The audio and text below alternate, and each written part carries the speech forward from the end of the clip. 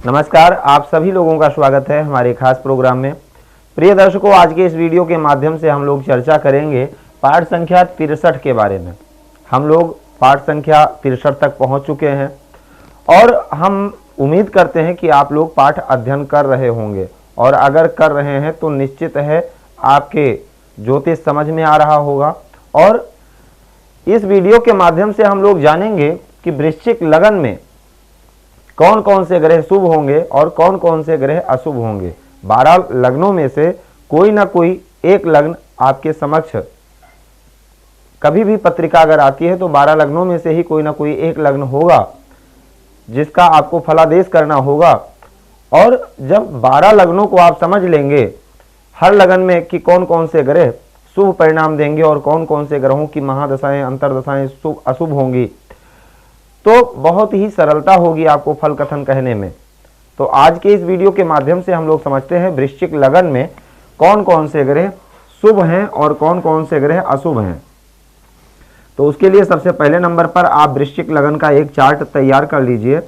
लगन में कौन सी राशि स्थित करना है, किस प्रकार से स्थित किया जाता है, लगन स्पष्ट आपने पीछे वीडियो में जाना ही है, और इससे आपको भाव भी स्पष्ट हो जाएगा, सरल हो जाएगा, याद हो जाएगा। प्रथम भाव में वृश्चिक राशि को स्थित करें 8 नंबर को, और उसके बाद फिर क्रम से 9, 10, 11, 12, 1, 2, 3, 4, 5, 6 और 7।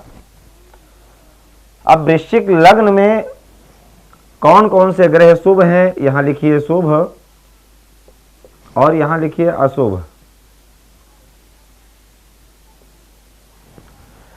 लग्न जो कि केंद्र और त्रिकोण दोनों भाव है, ये प्रथम भाव को लग्न कहते हैं, और ये केंद्र भी है और त्रिकोण भी है। 1, 5 और 9, 1, 4, 7, 10। तो इसलिए जिस जातक के बारे में हम चर्चा कर रहे हैं उसके लग्न का ही स्वामी मंगल होगा, तो मंगल तो कभी अशुभ हो ही नहीं सकता है, यानी लग्न के स्वामी को हम शुभ कहेंगे, यानी मंगल शुभ है। आगे बढ़ते हैं दूसरे भाव के बारे में। दूसरे भाव के स्वामी बने हैं देवगुरु बृहस्पति, और बृहस्पति की 2 राशियां हैं, एक धनु राशि, दूसरे नंबर पर मीन राशि। पंचम भाव में मीन राशि स्थित है, 12 नंबर लिखा हुआ है, और द्वितीय भाव में बृहस्पति की पहली राशि है जो कि धनु राशि है, 9 नंबर की राशि है। अब दूसरा स्थान जो कि धन भाव है, यहाँ से अपने कुटुंब का भी विचार करते हैं, धन का भी विचार करते हैं, वाणी का विचार करते हैं। पंचम भाव जो कि प्रारब्ध को दर्शाता है। पंचम भाव योगकारी भाव है और ये मारक स्थान है, बृहस्पति के मित्र हैं। नैसर्गिक रूप से बृहस्पति मंगल के मित्र हैं और नैसर्गिक रूप से बृहस्पति शुभ ग्रह हैं।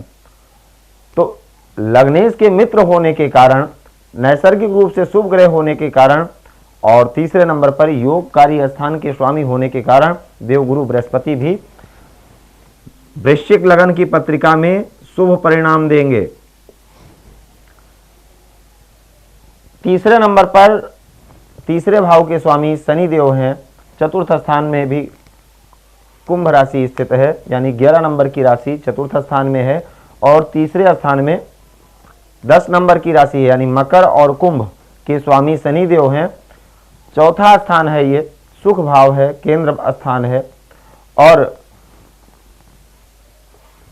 ये तीसरा भाव है जो कि अशुभ स्थान है, जहां के स्वामी भी शनिदेव हैं। आपने पीछे वीडियो में देखा है कि त्रिकोण स्थान पर कोई भी राशि अगर ग्रह की स्थित हो जाती है तो उसकी दूसरी राशि कहीं पर भी हो, हम लोग शुभ मानते हैं। तो क्या केंद्र में शनि की राशि स्थित है? एक राशि शनिदेव की केंद्र में स्थित है और दूसरी अशुभ स्थान में है, तो क्या शनिदेव को शुभ मानेंगे? नहीं, यहां पर यह नियम लागू नहीं होगा, क्योंकि केंद्र से अधिक बलवान और शुभ माना जाता है त्रिकोण, योगकारी स्थान है, और केंद्र के स्वामी शनिदेव हैं, साथ में अशुभ स्थान के स्वामी हैं। शनि और मंगल का संबंध भी अच्छा नहीं है, मंगल शनि को श्रम मानते हैं, लेकिन शनि देव मंगल को शत्रु मानते हैं अपना। इसलिए यहां पर शनि भी शुभ परिणाम नहीं देंगे। शनि देव इस जातक के पत्रिका के लिए अशुभ होंगे। गुरु की बात हो चुकी है, मंगल की बात तो कर ही रहे हैं हम लोग। आते हैं सप्तम स्थान पर। सप्तम के स्वामी शुक्र हैं और द्वादश के स्वामी भी शुक्र हैं। ये मारक स्थान है, ये दुख स्थान है।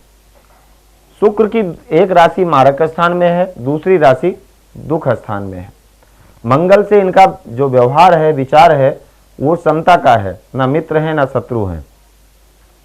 तो यहां पर शुक्र की अगर हम बात करें तो केवल सम है, ना मित्र है ना शत्रु है, लेकिन अशुभ स्थान और मारक स्थान, केंद्र स्थान भी है। तो यहां पर अगर देखा जाए तो शुक्र अशुभ परिणाम ही देंगे, क्योंकि ये द्वादश स्थान है, दुख में डालेंगे, परेशानी में डालेंगे, कोई ना कोई परेशानी का कारण बनेंगे जब दशा आएगी। तो इसलिए शुक्र भी वृश्चिक लगन में शुभ परिणाम नहीं देंगे। अष्टम स्थान में बुध की पहली राशि है मिथुन राशि, और द्वादश और एकादश स्थान में दूसरी राशि है जो कि कन्या राशि है। अब एकादश स्थान जो कि अशुभ स्थान है और ये दुख स्थान है। साधारणतः आप समझ गए होंगे कि बुध भी पत्रिका में शुभ नहीं है, यानी बुध भी अशुभ परिणाम देंगे। चंद्रमा जो कि त्रिकोण के स्वामी है, योगकारी स्थान के स्वामी है, पूर्ण योगकारी बनेंगे चंद्रमा, और मंगल के साथ संबंध भी अच्छा है, तो यानी चंद्रमा शुभ होंगे। सूर्य जो कि नैसर्गिक रूप से अशुभ ग्रह हैं, केंद्र के स्वामी बने हैं, लग्नेश के मित्र हैं, यहां पर वो नियम लागू होता है कि केंद्र के स्वामी, देखिए नैसर्गिक रूप से अशुभ ग्रह होने के बावजूद भी सूर्य वृश्चिक लगन में शुभ परिणाम देंगे। कोई जरूरी नहीं है कि देवगुरु बृहस्पति शुभ हैं और शुक्र शुभ हैं तो शुक्र ही शुभ परिणाम देंगे। नैसर्गिक रूप से केवल शुभता के कारक शुक्र ही हैं, ऐसा नहीं है। हर लग्न में, हर राशि में, हर व्यक्ति के कुंडली में अलग अलग ग्रहों का फल स्वरूप होगा। किसी के लिए गुरु शुभ होंगे तो किसी के लिए शुक्र शुभ होंगे, किसी के लिए शनि शुभ होंगे तो किसी के लिए गुरु अशुभ भी होंगे। इस पत्रिका में शुक्र अशुभ हैं और सूर्य शुभ हैं। तो सूर्य की अगर हम बात करें तो सूर्य यहां पर शुभ परिणाम देंगे। बुध की बात हो चुकी, शुक्र की बात हो चुकी है।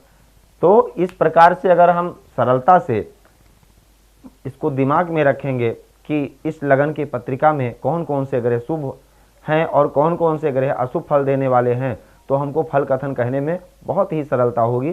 छोटे छोटे पाठ हैं, आप 12 लग्नों को आराम से समझ सकते हैं।